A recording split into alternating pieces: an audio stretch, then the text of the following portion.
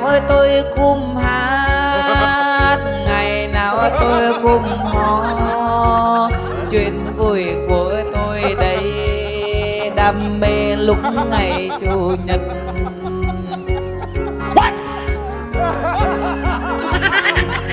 Trong đàn ba hồ sơ, bây giờ tôi là sang tặng hát chơi. Vâng ơi lắng nghe em anh ơi, cùng nghe Nguyễn hát một bài.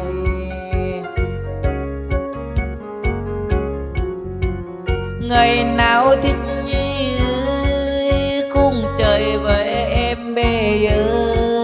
Em xin hát cùng nhau rồi, em không chơi đời ba.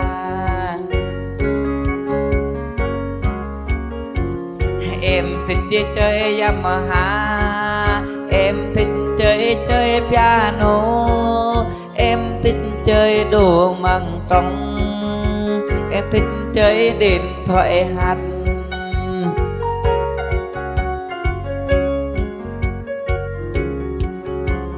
Ngày nào tôi bị dên, tôi mong các em các anh yêu tôi thích càng nhiều càng tốt ta. Tôi ngày nào sẵn sàng đi hát.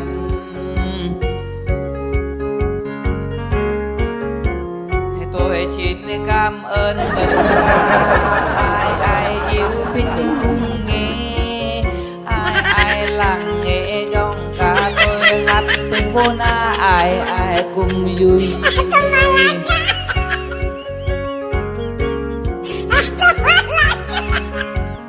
Tôi cũng có vợ rồi, nhưng vợ tôi bao tôi đi hát cùng vui. Mai một còn cùng theo bố, cũng làm đại ca giống như ta.